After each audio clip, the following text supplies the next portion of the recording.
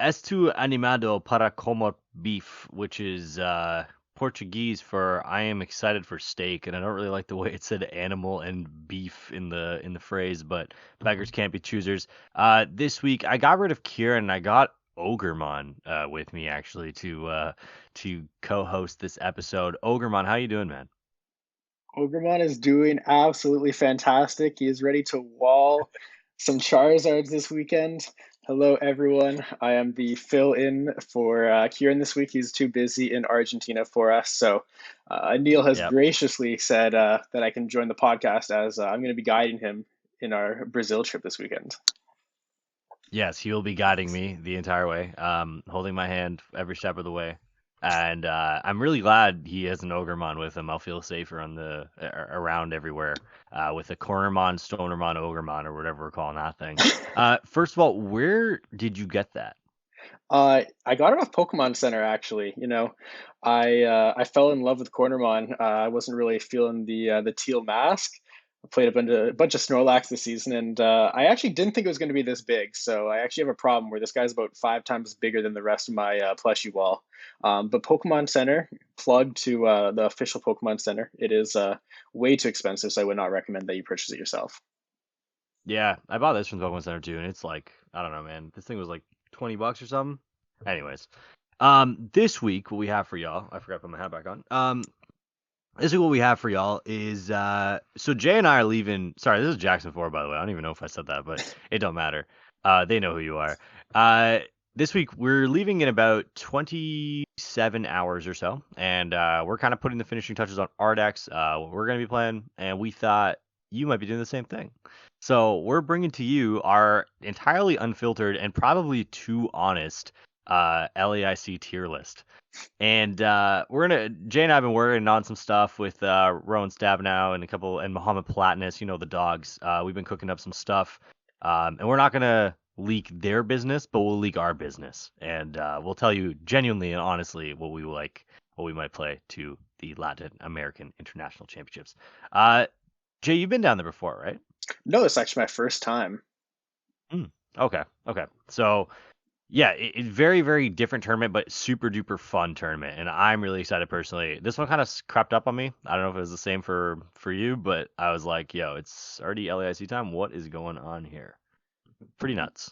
Yeah, I really felt the same way about that. I mean, I played Baltimore in September, and it feels like it should have been a pretty long break between the two, but it really came up on us pretty fast. And I don't know if that's also just because it's been the same format, but it really feels like nothing's really changed since then. It does feel that way. So speaking of which, so as you can see on your screen, we have all the major archetypes that people are probably considering for LAIC. Um, some people are probably going to go off the board and create something random and rogue. Definitely no experience doing that for LAIC. But we're gonna start right at the bottom. We'll start with Dragapult Dusknoir. So, and I also, sorry, I forgot to previous this. I have Kieran's list as well of where he'd put things. So I'll kind of accumulate that into our answers as well. So, Jay, why don't you start us off with Dragapult Dusknoir? What tier would you like to put this in? Yeah, definitely. I mean, Dragapult is kind of a middle of the pack kind of deck.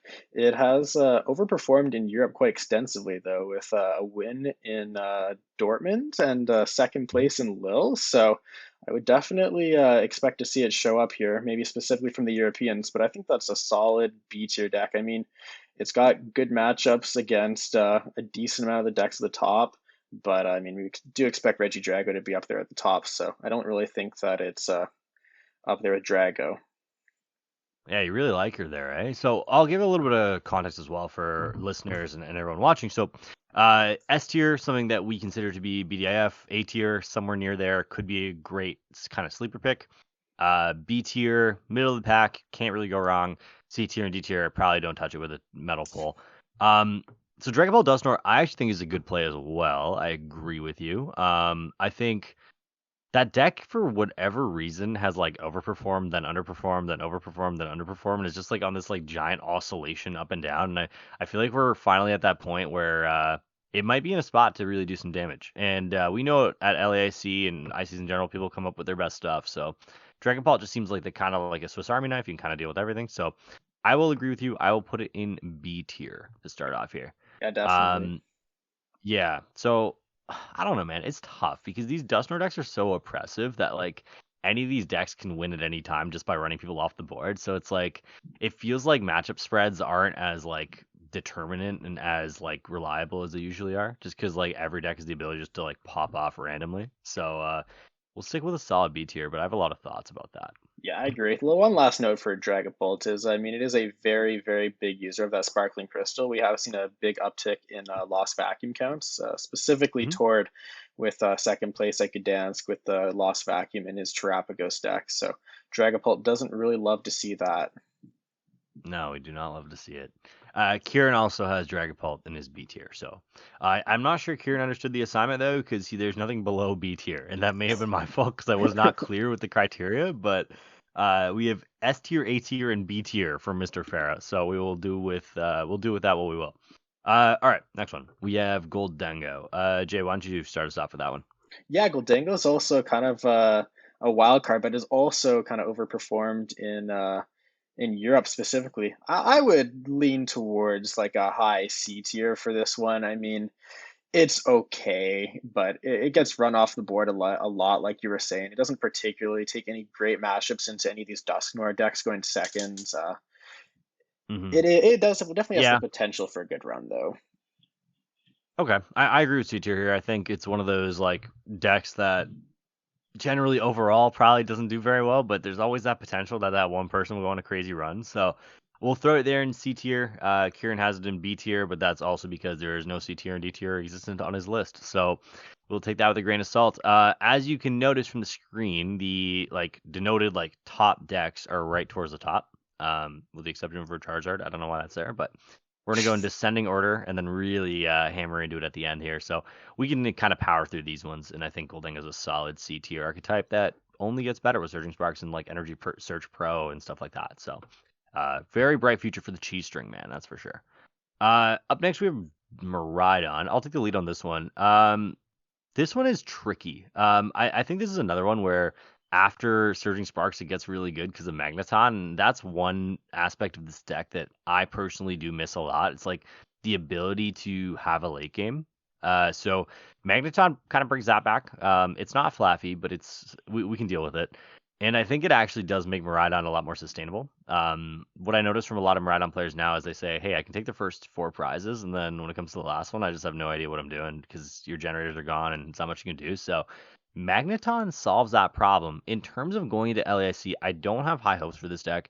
To give some background as to why I played Turbo Handsex last year. It's because like the deck just kind of checked all the boxes, and Miraidon kind of has to do that to be good. So it's either the format is very one prize basic heavy or it's very two prize basic heavy. But right now is a mix of both. And so Miraidon doesn't really check all the boxes. Like you can't go all in with hands. You can't go all in with Miraidon and Raichu. Like you're kind of just trying to be a Swiss Army knife and KO both of those things. And I feel like before Terapagos, you could maybe make a statement for, hey, maybe we should just go for or sorry, not before Terapagos. Before Gardevoir came back, you could maybe make a statement saying, hey, we're just gonna kill a bunch of two prizes and go like that with Dawn. But now it's like with Gardevoir, there's a lot of one prizes around, and with Lost Box, a lot of one prizes around. So it's not really ticking the way it ticks for me right now. What do you think, Jay? Yeah, yeah. I mean, you mentioned Terapagos as well, and the big thing again coming from Tort here is the Bouffalons really do just shut down that deck completely. You have no way to really consistently hit that 290 number, and you're really just getting rolled there a lot of the time. You have the ability to kill the Pidgeot, and that's great, but picking up those other prize cards is really, really difficult. And I mean, with Raging Bolt with Bravery Charms expected to be one of the most popular decks this weekend as well, that matchup isn't a walk in the park at all. No, exactly. So we'll go lower C tier. I think that's fair. Okay, Pidgeot Control. Do you want to take the lead on this one? Yeah, so Pidgeot is also a very, very hard deck to place. Some people swear by it, saying, it's the best deck in the format. And those people actually kind of have the results to back it too. I mean, you see these online tournament results where some Pidgeot control players will just consistently go like 7-0, 8-0 with this deck, but it does underperform at these tournaments pretty severely. I will say that Gardevoir is probably expected to be a little bit higher on the list for this event. Gardevoir is typically playing Spiritomb as well, so that matchup is a little bit tougher for Pidgeot control. I think if you can get through that, though, you do have a pretty good spread elsewhere. I know that Cyrus had a money match recently, actually showing the power of Pidgeot Control against Lugia. That was a very questionable matchup for Pidgeot Control by some, but I think it's kind of been proven that you can handle that one. So I would be tempted to put it in like a high B, maybe even low A tier spot. It is a very, very strong deck, but it also demands a very, very strong player to pilot it. And at such a big tournament with a lot on the line, I don't think a lot of people will bring it. You know what? I actually agree with you. But I actually would put this in A personally. Uh, just because I think, and like we've touched on previously, like there's so much room for, and I know it's a dead format. I know we've been here for like 2.5 months playing the same thing. Like I know we're bored, but there's so much room for innovation at these tournaments that I would not be surprised if somebody just kind of was chilling on something insane and dropped it out here. So, um, I agree with you. I think the best players do play this deck. I would put it at low A. Ciaran has it at B as well. So you said B as well. So we'll average it down to B. We'll say high B. But this deck has a lot of potential. If I'm going to LAIC and I don't really know what I want to play and I'm a good Pidgeot player, I would absolutely crack this one out. I think it is totally worth it because it's not on people's radars and it's a very, very strong deck, as you mentioned. So we'll keep chugging here. Not as much banter this week, but that's because we're all on business. You know, it's a business week, so we're on business here. All right, we got Banette Gardevoir. I'll take the lead on this one, I guess. Banette, I think, is in a weird spot where, and I've discussed this on the podcast before, where I feel like certain decks peak too early. I feel like Banette for this tournament might have peaked too early. It had a lot of hype maybe like 3, 4 weeks ago, as it did well at the European regionals, and now it feels like people A know how to play against it, and B are kind of preparing for it. I think Banette's one of those decks where it's really, really good if you kind of catch people off guard with it. So for me, like as a play for this tournament, I think overall the deck is A tier for sure. But as the play into this tournament, I'm probably going to default to B tier. Yeah, I definitely agree with that. I have actually personally been caught off guard by this deck. Uh, I've played a lot of Snorlax at League Cups lately. I got steamrolled by this deck in top eight of two cups simultaneously. Shout out to my boy Felix Wong if you're watching this, but Mm. he is just a master at this deck. But it is definitely a deck that the more that people know how to play against it, the tougher off you are. But if you haven't tested against this matchup, Banette steamrolls nearly everything in the format. Yeah, absolutely. Shout out Felix. Shout out Matthew Farkas, the co-owner of Endgame. Let me get that. I don't know if they have stock yet, but if they do, go buy some. We'll find out someday. You agree with B tier? I agree. I think it peaked a little bit too early, but for this tournament specifically, definitely a B tier deck. Sounds good. Okay. Go ahead. We got Lost Zone box. Yeah, so Lost Zone is in a very, very interesting spot. Lost Zone typically beats most of the decks on this list outside of Regidrago, and Regidrago, as everyone should know at this point, is about like a 25-75 matchup in Regidrago's favor. So if you think you can dodge Regidrago, it's just an absolutely phenomenal call for the event. You beat a lot of the Mhm. decks on this list, specifically Raging Bolt, Charizard, Lugia, Palkia. Terapagos is also a fine matchup. Gardevoir's quite good. Snorlax is pretty good. So you have a lot of good matchups in the room if you can dodge the Regidrago. But if you hit that, it's there's very little that you can do. Kyurem is very, very oppressive, and even just Phantom Dive really puts a nail on it. But the deck is consistent. It has a lot of things going for it. It has recent results as well. So I would definitely think this is another B tier one. But I think this is one of the ones that if someone has a good day with it, it definitely has the potential to win the entire tournament. Yeah, I agree with you. I think it's in a cool spot. I'd actually put it in A tier just because I think it has the high roll potential of, like you said, like you could just go off and win the tournament. So, Kieran also has it in B tier, so I guess I'm getting averaged down once again. But I don't know, man. That deck is just really, really good, and people don't respect it, and I think that's a problem. Coming with this new set, I think people will learn to respect it. But going to LAIC, I actually really like this play. I think it's one of those decks that you can catch people off guard. There's obviously the issue with ties and time and stuff like that. But Lawson has evolved into such a fast deck with how the gates are used and stuff now that you're able just to kind of take 6 prizes a lot faster than you used to. So I don't think time's really an issue. I will average myself down to B tier, but I'll put it at the top of B tier because I think it has a lot of potential. Oh yeah, absolutely. Um, Iron Thorns. Uh, Oh, this is such a weird one. Because I don't want this to be good, but I think it actually might be somehow. You're not gonna have the top players in the room playing this ever. We've seen this time and time again. They're not gonna play this. But as we saw at Worlds, Iron Thorns can go on a run, and nothing against the guy who played Thorns at Worlds. I'm sure he's a phenomenal player, but it kind of just came out of left field. There's not really much respect towards it in general. I think now people are respecting it, not as much as they were at Worlds, but people are still respecting it. I've seen it have some crazy meta shares, doing pretty good in online tournaments, and it's kind of scary. I would probably put this at an A tier because you know what? I don't think very many people are going to play it. And the reason being is that it's an IC. I think a lot of people paid a lot of money to be there. And I don't know if they all want to put that into the hands of Tom. What do you think? Yeah, I agree. Most recent regional Gdansk actually had two in top eight, so we definitely have seen a lot. But I agree that people are respecting it. We've seen some Lugias putting in the Klefki and Fluttermane recently. I know Kieran swears against it, but a lot of people still have Yeah. done this recently.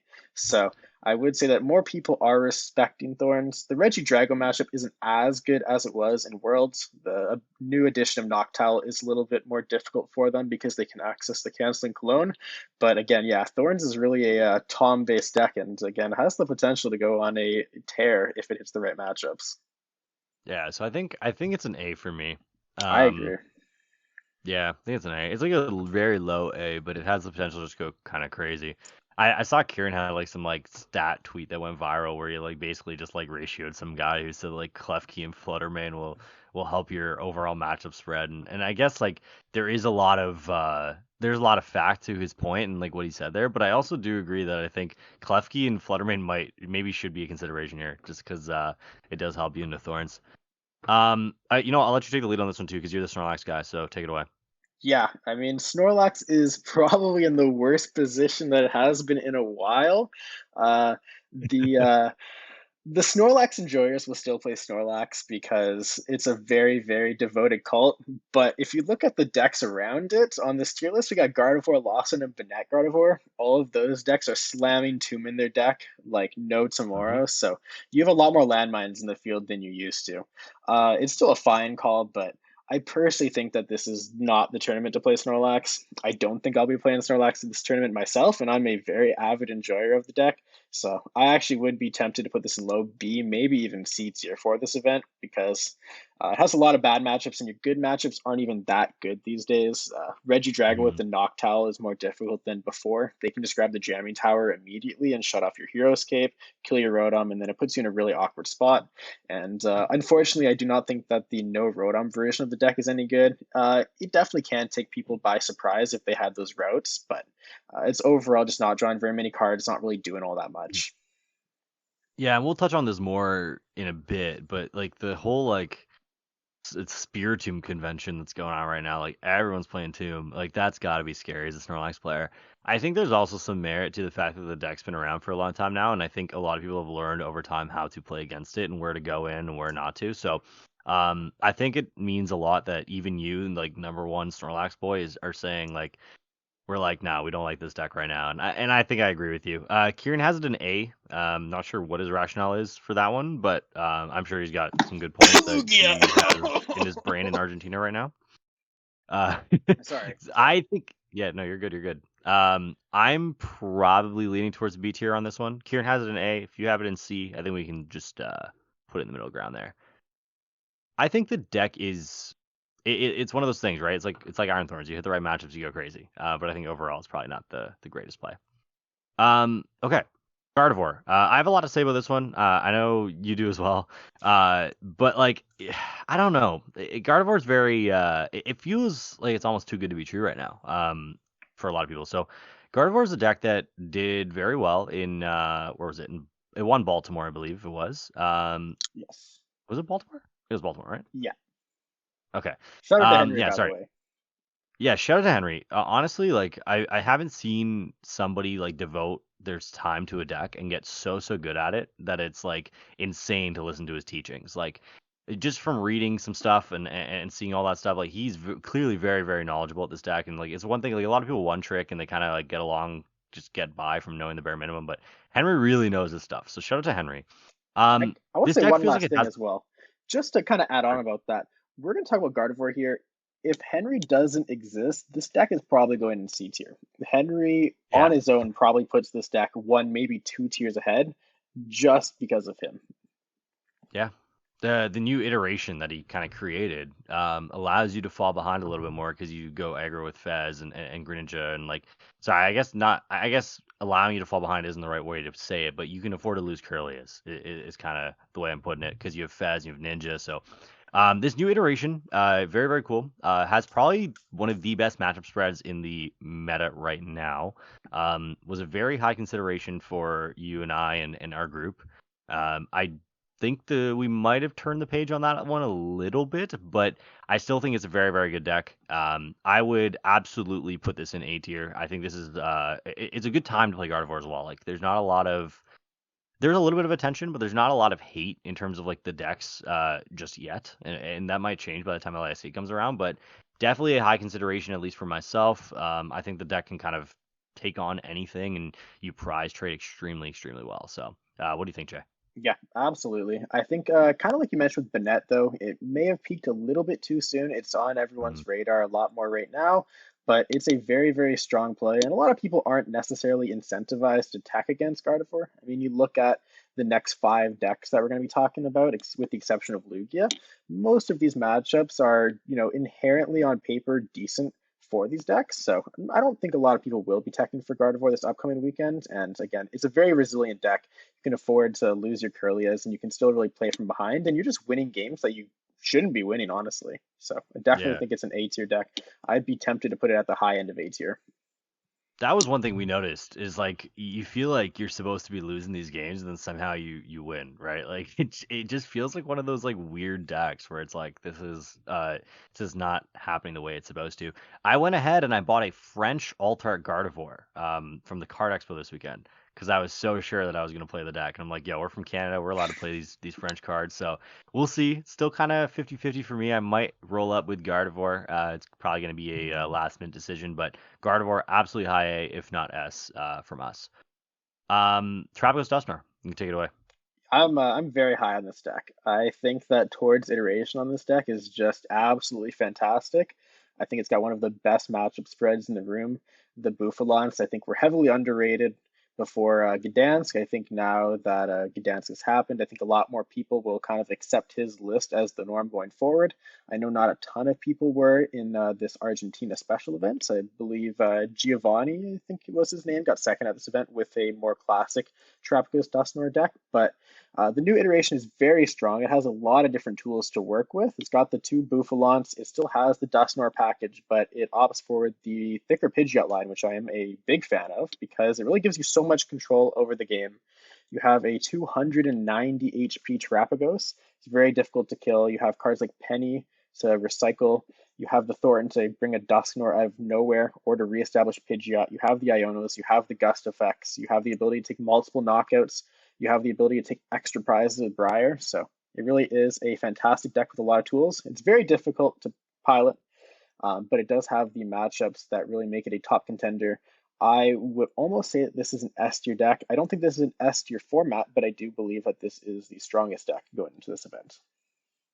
Yeah, I think so too. I agree with you wholeheartedly on the side that it is very difficult to pilot. I think it's one of those decks where you got to be very well tested to really be able to see every circumstance and every situation and what route you should be going all the time. I found in my experience that that was the hardest part.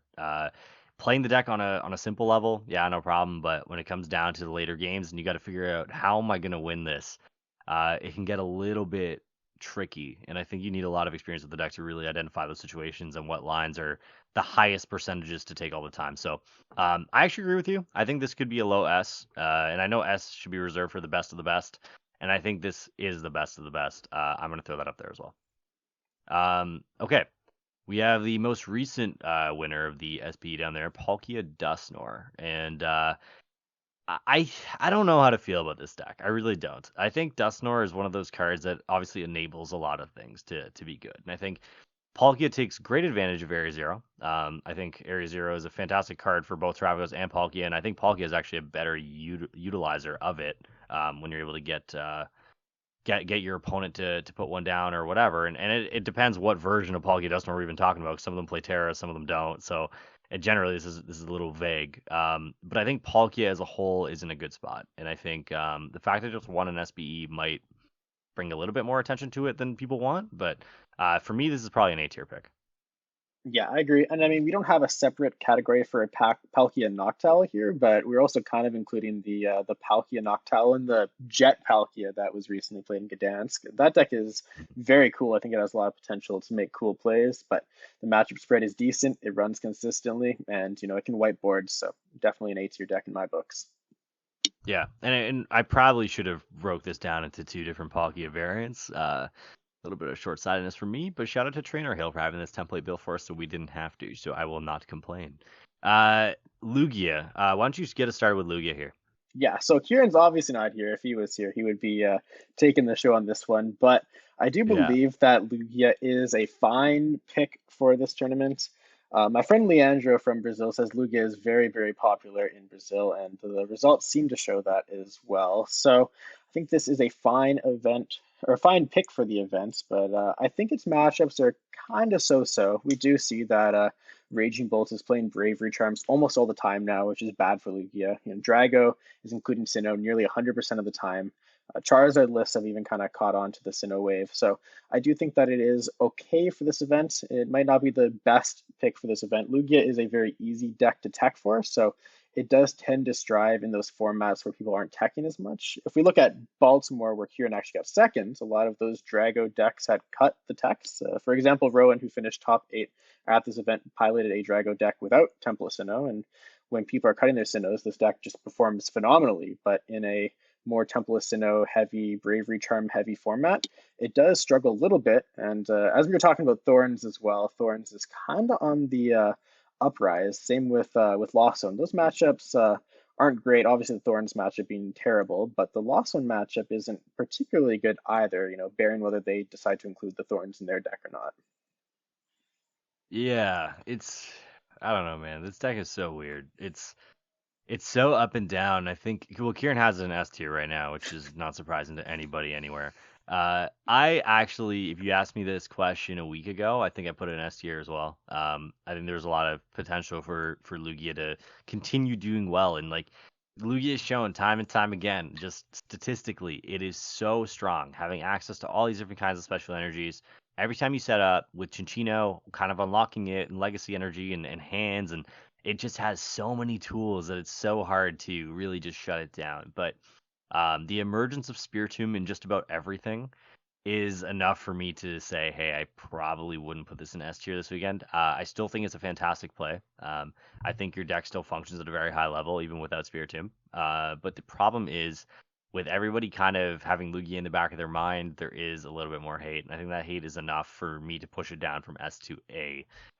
Albeit a very, very high A, I think would be where I'd put it. I think it's a great play for this tournament. Like you said, it's very popular down there, and it might surprise us, but it does seem like there is a little bit more hate going around than there usually is. Okay, so Charizard. Yeah, you know what? I was gonna start with this one, but I want you to start with this one. This is kind of your baby. I won't talk about it too much, but I have been experimenting with Charizard quite a bit. Aneil knows that I have been working on a Charizard list, and I don't think this is Yeah. too much of a leak for myself, but I have been playing a secret box Charizard list that has been quite fun. Um, I think Charizard overall is again decent for this event. I don't really think that it has the best matchups across the board. It takes a good Raging Bolt matchup, but the Regidrago matchup isn't phenomenal. The Palkia matchup's just bad. But you do take a good matchup against Gardevoir, which I think is pretty good into this event. Overall, you have a lot of like close to 50-50s as well. The deck runs at a very high level. It's very consistent. So I would think that this is another A tier deck. Maybe could argue for B tier just on the matchups, but I do think there's a lot of room to really innovate with Charizard, and the deck has a lot of tools. It has a very high skill ceiling as well. So I think that the players that do bring Charizard typically do end up doing well, and we have seen that William Azevedo and Pedro Pertusi specifically love this deck and always perform well with it. So I would expect to see them up there in day 2 with this for sure. Yeah, I think I agree with you. I think the ceiling is so high in terms of innovation, in terms of what you can like kind of put in this deck, and I think the cap of Charizard I do not think has yet been realized. I think there's still innovations to it. There's still like ways to go about it. Like you just proposed Secret Box as well, right? Like these are new things to a deck that's almost a year old now that are still coming out that are still like kind of making waves with this deck, and people haven't found a way to properly harness the power of Briar and stuff yet. Like this was supposed to be our S tier deck as soon as Briar came out, so I think there's a lot of potential here. Kieran also has it in A. I think I agree with you both. I think we should throw this in A. I would not be surprised if someone came out of left field and just did what was already here. Um, Okay, so here's the big two. So we got Drago and Raging Bolt Ogremon. So I'll start with Drago, and then you can kind of take the lead on Ogremon. So Drago's an interesting one. So Drago has been up and down for about 3, 4 months now, and it comes up and then it goes down. It comes up and goes down, and I think the deck is just inherently very, very strong. You have the ability to attack with anything. There's a lot of different lines you can take into different things, but the hampering factor typically has been that Lugia it can be an issue. And now you see some Dragos playing Sinnoh, or you mentioned close to 100%. I personally play Spiritomb at Worlds, just because I felt like you needed that extra edge into Lugia. And with Lugia, when Lugia was at its peak, it was very very tough for Drago to compete. Even with Sinnoh, even with all these things, like it can be tough. And I think we've kind of come to a nice equilibrium where there's a nice like little pinch of every deck in the format, and that's where Drago is at its absolute best. And Drago is one of those decks that's always been kind of a Swiss Army knife. Like you have a good matchup spread all around everywhere. You're not taking anything crazy like 60-40s. You're mostly 55-45 or 45-55 towards most of the meta that's not named Lost Box. Um, and I think that is the best place that Drago could possibly ask to be in going into the Latin American International Championships. I will not be playing Regidrago just because I've sworn it off. I haven't enjoyed it recently, but if I was kind of, yeah, I'm sorry, no Ogremon for me. If I was kind of in a spot where I was going to LAIC and I didn't know what to play, I think Regidrago would be my number one pick. Would be a very very high S tier for me. Yeah, I agree with that. I mean, looking at the last two regionals, it's won both of them. Uh, 58 cards, the same list. We've kind of come to a conclusion with this deck that you either play a 1/1 Noctowl or you don't, but the other 58 cards are pretty much the same everywhere. So Regidrago is very strong. We know exactly what it does, and at this point, we even know the list that people will be running. So definitely be prepared for Regidrago. Solidly an S tier deck for me. I think it's a heavy consideration for myself and probably for most top players. Yeah, and it feels like I don't know, like I've been fighting it for a while. I've been like telling everyone like, "Yo, this deck sucks," just because I want it to suck, but it just doesn't. It's just it's pretty good. And I think we've been taught the last couple weekends that it is pretty good. My one issue with it is it has a lot of hype right now. That is always my issue going into ICs, and I always don't like to play the most hype deck, and it feels like Regidrago is kind of up there. So that is one hampering point, at least for myself, if I were to play this. Albeit it's not very easily counterable. It doesn't have a weakness. I don't know who the hell decided that was a good idea, but yeah, no weakness and kind of can beat everything. So I guess Regidrago will just be Regidrago. So Raging Bolt Ogremon, why don't you kick us off? This is our last deck on the list. Where do you think it's going? I know it's like it's been denoted as the BDIF for a long time, but what do you think? Yeah, well, I mean, we definitely know it's going to be number one in play. It's been number one in play for every single tournament this format. Anyone who really just wants to pick up a deck for this ISC, it's a very, very easy deck to play. It takes good matchups into Regidrago, which is, the perceived BDIF of this format for a lot of people. It has good matchups against, or even matchups against a lot of things. I think with the Bravery Charms, it even slightly edges Lugia, in my personal opinion. I think it takes good matchups into Palkia, and there's a lot of different tech inclusions that you can play to swing different matchups towards your favor. You can play the Lost Vacuum for Gardevoir. You can play the Bravery Charms. You can play the Briar for Lugia, where you can effectively jump that last turn with a Legacy on the Chinchino to take the 2 prize knockout with the Ogerpon. So I think this deck has a lot of potential, has a lot of different ways to play it. We saw that Caleb took a very unorthodox way of playing this deck with the Luminion as well. There's a lot of different things you can do with it. It's very fast. So I definitely think that this is an A tier deck. I would expect to see, a solid 15%, pretty similar to what we've seen previously in this format.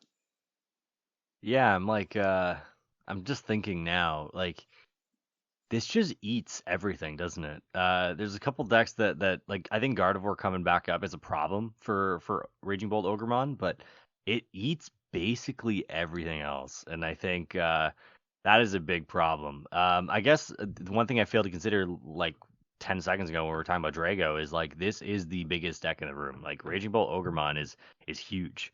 And I guess that would be one reason why I would also shy away from Regidrago a little bit, on top of my own personal hatred for it at the current moment, would be the fact that the best deck in the room is your op. Like that is an issue for sure.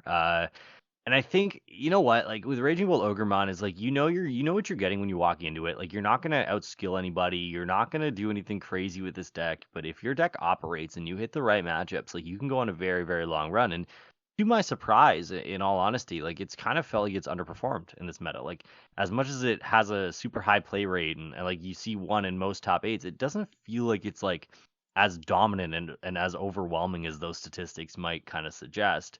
And I think most of that is kind of due to the fact that you mentioned it. Like if you want to pick up a deck and go, that's kind of your deck to pick up. So I think a lot of people who are I don't want to say casual, but that rate that play rate is definitely inflated a little bit by other people who may not be as comfortable picking up a deck like Regidrago or Gardevoir or something like that. So yeah, it's a good play, a very very very good play. I would be worried personally if I'm a Volt player. I'm worried about the uptick in Gardevoir a little bit. That'd definitely be a worry of mine, and I don't think Charizard's going to be as big as maybe some people are hyping it up to be, but I definitely think it'll be there for sure. And in Brazil, you're always going to see Charizard in South America. So I don't know, man. Bolt's a good play. Drago's a good play. Terapagos a good play. Those are probably the top three, I think. I don't think I'm going to end up playing any of those, but it is they're definitely the best three decks in the format, at least in my opinion, in the current moment. You could argue for Lugia being up there as well. But overall, I think that's how the tier list kind of pans out. Do you have any other thoughts of any other decks maybe that are under the radar that we didn't cover? Yeah, that's a good question. I mean, this is such a wide format. Um, I was looking at the Gouging Fire deck a little bit. Hmm. I think it was noted that it has a pretty good Regidrago matchup.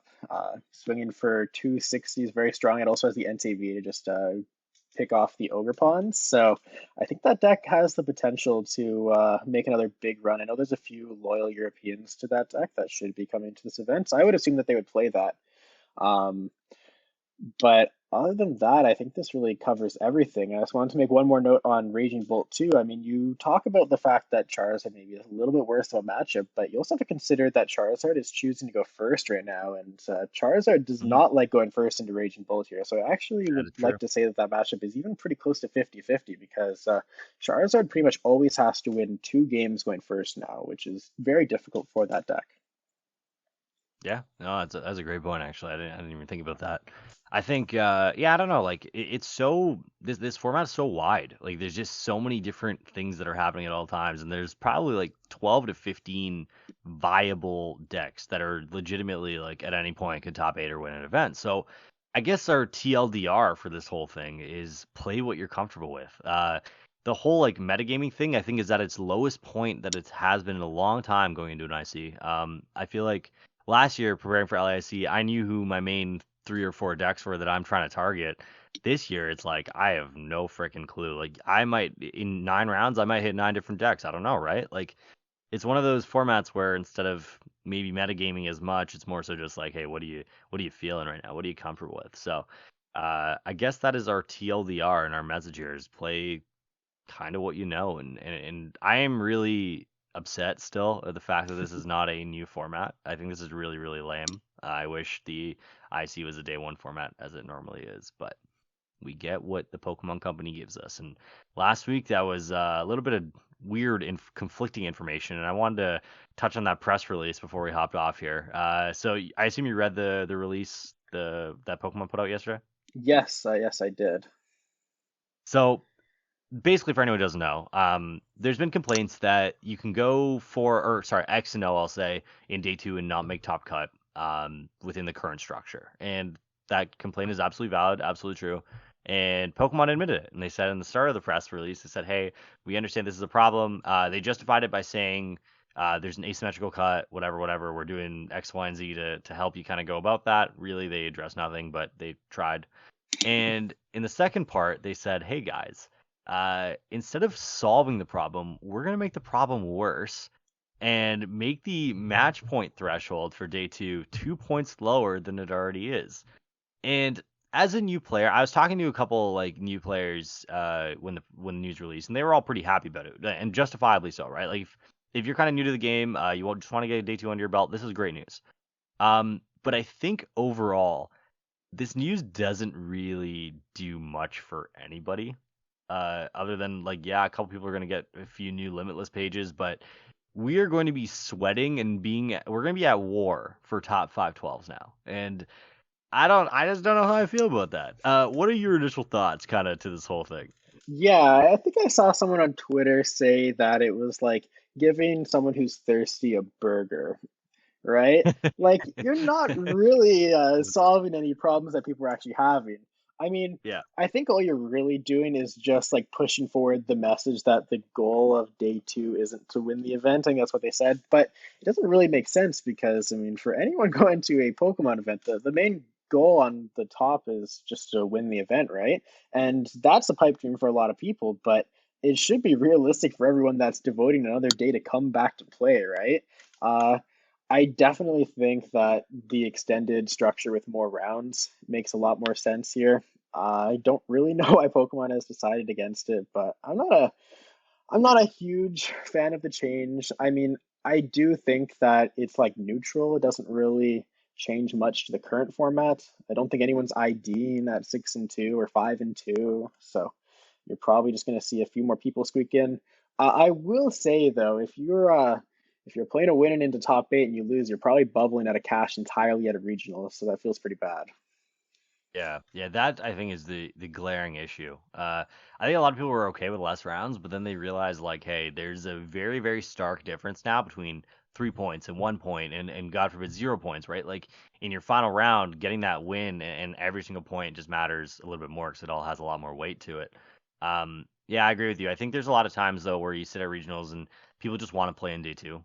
They get there and they're like, hey, I'm here to play Pokemon. I want to play both days of Pokemon. And I think this is great for those people. I typically am not one of those people. I would like to go out in the city that I'm in and go do something on the second day if I'm not in contention for top cut. What I think this will actually do, which is a positive that I overlooked initially, is it's going to allow more people to kind of contend for top 64s and like top 32s or whatever if it reaches that high. But you're going to have people coming in at like 621 who normally would have been eliminated that are able to at least make their tournament into something that's worth more than it was previously. So that part I do like. I think that's great.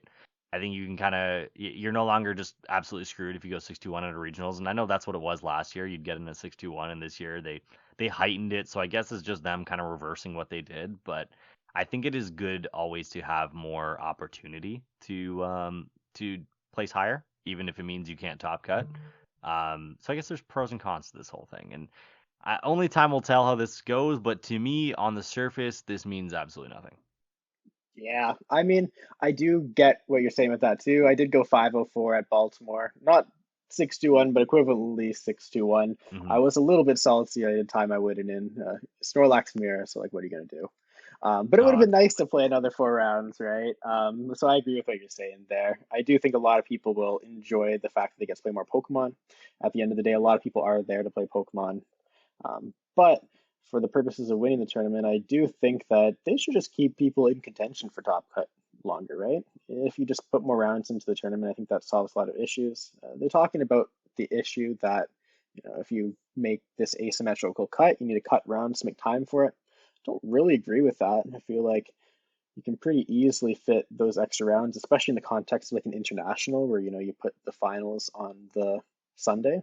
So there's good things, there's yeah. bad things, but it kind of is what it And is. like honestly, it hasn't been too bad recently. Like normally I don't stay for the finals or anything at regionals, but we stayed the time that Ciaran went to the finals, and basically by like I think it was like 6 p.m.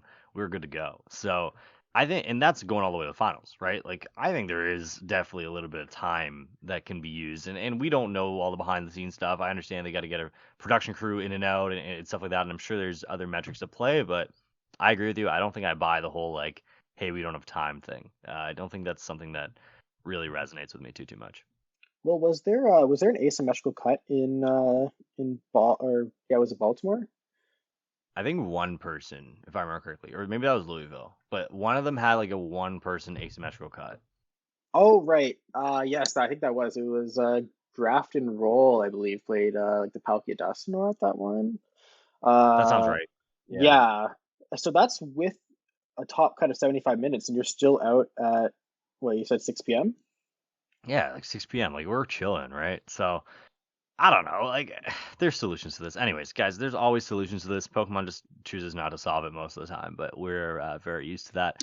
I want to wrap this thing up. We're going a long time. Jackson, just want to say a huge thank you for hopping on here. I know this is very, for viewer context, this is very last second. Kieran and I were planning on doing this normally, but there was just an issue with our time schedules and we weren't able to line it up. So I called Jackson last second, and he's here with us on the day before we leave. So it's been a super hectic week, so that's why kind of I don't know. Me and Karen weren't able to figure it out. He's in Argentina. I'm like fighting for my life, trying to get out of this country by tomorrow night and have all my stuff in order and make sure work doesn't miss me too much and fire me while I'm gone. So, um, thank you, thank you. The bottom line is appreciate you being on. It's a shame that we couldn't have you on next week. Maybe we will have you on next week after you win LAIC, but appreciate you for real. Yeah, thank you for having me on. It's always a pleasure, and I hope for a big result. I'm not super optimistic, but there's always a chance, and I'm always happy to be on whenever you'll have me. Absolutely. And you know what? If there's one place to not have a huge result, it's probably Brazil because it is so fun out there. We'll live it up. If any of you guys are going down there for the first time, really enjoy the surroundings. I think sometimes Brazil gets a bad rap, especially up here in North America. It is a beautiful, beautiful place. Do not listen to what you hear. The one thing I've learned in life is people from North America are afraid of anything that is not North America. So you'll hear negative things about just about anywhere. But Brazil is a very, very fun time. Obviously, have common sense. Don't do anything too dumb. As with anywhere, there are some dangerous spots, but Brazil is Sao Paulo specifically, very, very beautiful city. Check out the football museum. That's my number one recommendation. Jackson, I will probably be dragging you there at some point if we have time. It is super cool. Also, steakhouses, very, very good. And they have their own kind of like bougie, like Fifth Avenue kind of area. So I forget what that's called, but it is pretty cool. A lot of malls, a lot of shopping, walking around. And I think I was spoiled the first time I went down to LAIC. It was the same time as the World Cup, so Brazil was playing while we were there, and we watched outside of a food court, very fittingly with a Burger King on. Well, it's not Whopper Wednesday, but it was closed, and it was so dope, man. Like the whole food court like shut down for the game. They're all watching, and it was so cool. So really embrace the culture, enjoy your time down there, and I hope one of the Shift Gear listeners wins because the Shift Gear listeners have been on an absolute tear recently. Any parting thoughts, Jackson? No, I think you covered it great. I'm looking forward to a wonderful trip in Brazil, and it is supposed to rain, so if you are going to Brazil, make sure that you pack appropriately. Right. Bring your raincoats, your umbrellas and stuff. We need that. I used to have this thing with like Shashi and Mario and the boys and Justin where we were like it was back when Gudra was good, where we would only play Gudra if it was raining outside. And there was it was raining during Vancouver regionals and Shashi was playing and he was doing well and then he got DQ'd for having like he bought a card that was just not like in line with the rest of his like bent ass cards and he got DQ'd. It was so unfortunate. So that Oh, myth died that day. Do not play Gudra because it's raining. But yes, if you'd like a bucket hat, you know where to find it down below. Join our Discord down below. Like, comment, whatever. I don't know what else people say. I also had like an "Am I in the wrong?" segment for this week, but we're gonna save it for next week. I know that's kind of our recurring segment. We're not gonna do it this week. We're gonna have two of them next week, and hopefully we'll have an LAIC regional or LAIC champion on the pod next week. But everyone be well. Let us know what you'd play down at LAIC if you're going or if you were going. And we will see you next week. Thank you, everyone. Peace.